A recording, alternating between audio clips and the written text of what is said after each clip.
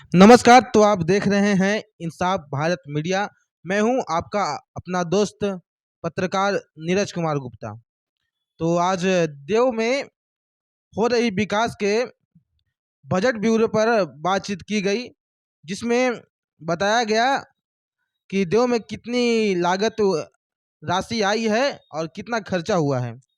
तो आइए हम देखते हैं और सुनते हैं। हमारे जो नगर कार्यपालक पदाधिकारी हमारे समक्ष मौजूद थे, आइए उनसे देखते हैं क्या वो कहते हैं कि क्या क्या हमारे उनके बीच बात हुई है। आइए देखते हैं।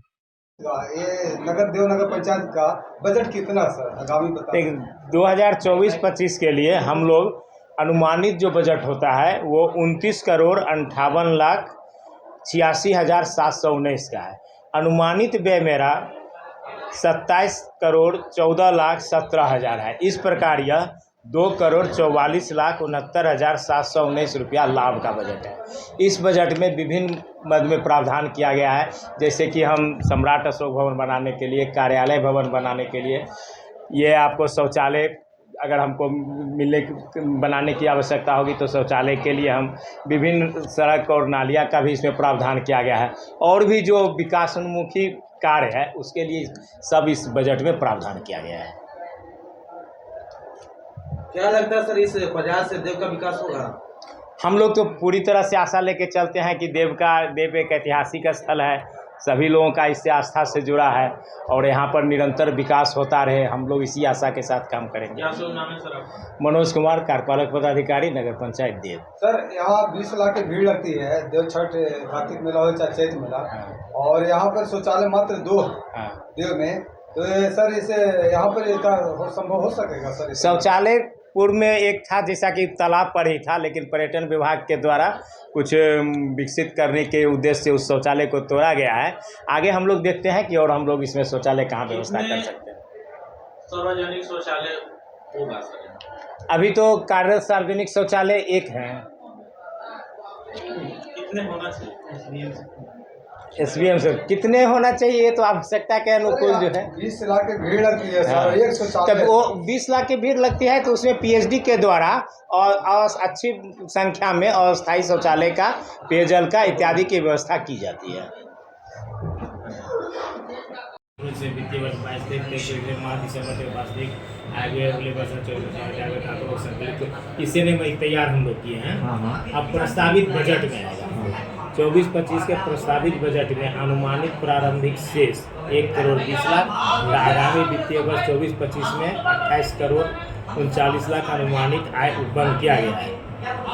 दिसंबर तक का हम लोग लेते हैं, मार्च ना गया, दिसंबर में हमारे पास 1,20,00,000 आ जाता है। ठीक है। और 24-25 के लिए हम अनुमान लगाए हैं कि हमको सरकार से जिस मद में, चाहे होल्डिंग से चाहे जिसमें आएगा, वो 28,38,78,000 होगा। ठीक है, आने का अनुमान लगा। इसके बाद अनुमानित आय में क्या हो गया, ये दोनों जुट जाएगा 28,38,78,000 और 1,20,08,719, टोटल आ गया 29,58,86,000। और हम लोग व्यय के लिए जो इसमें डिटेल दिए हैं, जिसमें हम लोग एक चीज़ ये देख सकते हैं, शॉर्ट में कुछ नहीं है, हम लोग इसमें सभी चीज़ के लिए हैं, आश्रय स्थल, सब्जा गृह सहित, स्टोर, वाटर ठोस तरल अपशिष्ट प्रबंधन। इसके बाद ये देखिए, ये तो है कि आपको नहीं है कि वेतन उतन अगर आएगा तो उसके लिए भी छोड़ दीजिए, ये पत्र का ये छोड़ दीजिए। अब इसमें देखिए नागरिक सुविधाएं, इंफ्रास्ट्रक्चर्स के लिए हम लोग 5,20,00,000 दिए हैं। ठीक है। साफ सफाई, पियाओ और जो आप लोग बोलते हैं, छठ, दिवाली इत्यादि के लिए, स्वच्छ शहर के लिए विशेष अभियान के तहत इसमें हम लोग 4,04,00,000 प्रावधान किए। अब इसमें इतना में देख लीजिए कि जैसे ही भवन टूट जाएगा तो हम नगर पालिका के लिए नई भूमि क्रय प्रशासनिक वन हेतु 1,70,00,000, मान लीजिए हमको ज़मीन मिल जाती है, अगर मार्केट कम्प्लेक्स लिए 50 लाख, सामुदायिक भवन के लिए 50 लाख, रैन बसेरा के लिए 30 लाख, सब्जागिरी के लिए 30 लाख, शहरी और गरीबों के लिए 50 लाख, सम्राट अशोक भवन के लिए 30 लाख, वेंडर जोन अगर कभी हम बनाते हैं 30 लाख, रोड एवं नाला निर्माण है तो 6 करोड़, जलापूर्ति प्रणाली अजल जो है 1 करोड़ 40 लाख, पब्लिक लाइट है तो 10 लाख, सफाई उपकरण में 1 करोड़ 30 लाख, डस्टबिन के ये प्रावधान हम लोग किया लिए कि राशि अगर हमको आती है तो हम इन सब पे खर्च कर सकते हैं, ठीक है। इसके बाद सार्वजनिक शौचालय क्या क्या निर्णय लिया गया, कुछ उसके बारे में? सबसे पहले सभी नगरवासियों को मेरा प्रणाम और मीडिया प्रभारी को भी ये कवरेज करने के लिए बहुत बहुत धन्यवाद। आज जो बैठक रखा गया था बहुत प्रयास के बाद, चूँकि जब से हम लोग जीते थे पहले भी जो भी चूक हुआ उसमें बजट पेश नहीं किया गया था, जिसके वजह से आवंटन भी कम हुआ था। इस बार हमने प्रयास किया और चूँकि जो हमारे एग्जीक्यूटिव थे उनसे भी बात को रखा गया कि आज के दिन बैठक रखा जाए और बजट हम लोगों ने 29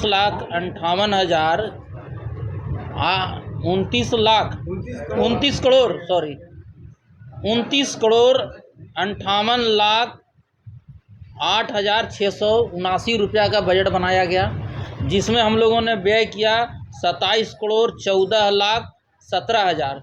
जो हम लोग का बचत जो हम लोग के पास जो रह जाएगा वो रहेगा 2 करोड़ 44,69,719 रुपया, जो हम लोग के पास खर्च करने के बाद भी बचेगा।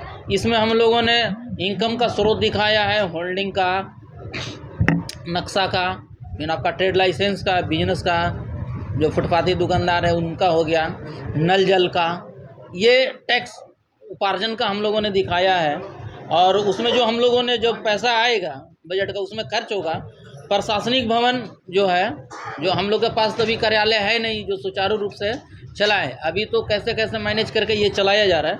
जो प्रशासनिक भवन है वो 1 करोड़ 70 लाख रुपया का स्वीकृति ले रहे हैं। एक बहुमंजिला आवास योजना है, चूँकि प्रधानमंत्री आवास योजना अभी हमारे यहाँ नहीं आया है, इसलिए बहुमंजिला आवास योजना का हम लोग ले रहे हैं कि एक रेट के दरमियान जो गरीब लोग हैं उनका एक सूक्ष्म रेट के दरमियान उनको फैसिलिटी दिया जाएगा, उस भवन जो है वो अलाउड किया जाएगा। एक हो गया रोड नाला के लिए 6 करोड़ रुपया हम लोगों ने रखा है। लाइट पे 10 लाख रुपया खर्च करने का प्रावधान रखा है। और जल जीवन हरियाली जो हमारे यहाँ नहीं है लेकिन हम लोगों ने इसमें डाला है जो 1 करोड़ 40 लाख रुपया, जिसमें नल जल वगैरह जो है इसमें इंक्लूड करेंगे। घाट उट का जो हो गया, मरम्मती हो गया या फिर सौंदर्यीकरण उसमें रखा गया है। और गरीबों के खर्च के लिए 8 करोड़ 27 लाख रुपया जो 75% होता है वो हम लोगों ने उसको रखा है। और ये दृष्टिकोण से रख के चहुमुखी विकास के देखते हुए हम लोगों ने ये बजट को आज पास करवाया। क्या लगता है इस बजट से देव का विकास होगा?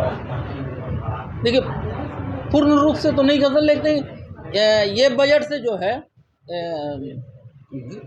विकास की रफ्तार में गति आएगी, क्योंकि निरंतर बजट जो है बनाते जाएंगे।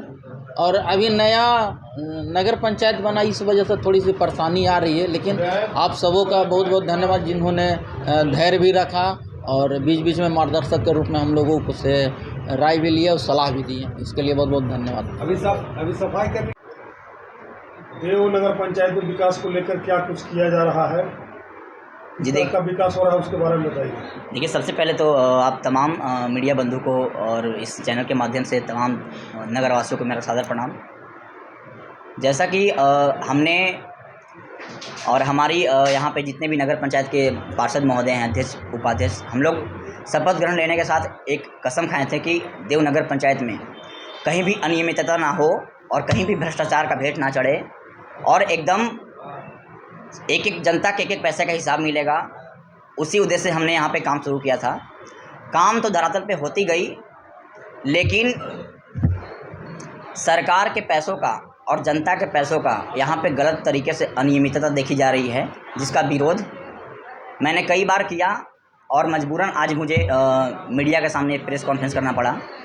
रीज़न क्या था कि देव नगर पंचायत में अब तक 2 से 2.5 करोड़ के आसपास फंड आए हुए हैं, लेकिन उन सभी फंडों का गलत तरीके से इस्तेमाल किया गया है। मैं तमाम जनता जनार्दन से पूछना चाहता हूं कि 2 करोड़ अप्रोक्स या 2 करोड़ से ज़्यादा यहाँ पे फंडें आई, लेकिन कहीं पे भी 1 करोड़ का भी काम नहीं दिख रहा है। और अगर उन सारी योजनाओं का शिलान्यास अगर काम हुआ तो उन सभी योजनाओं का शिलान्यास क्यों नहीं किया गया? उन सभी योजनाओं का शिलान्यास क्यों नहीं किया गया? ये बात भी मैंने कार्यपालक महोदय से पूछा।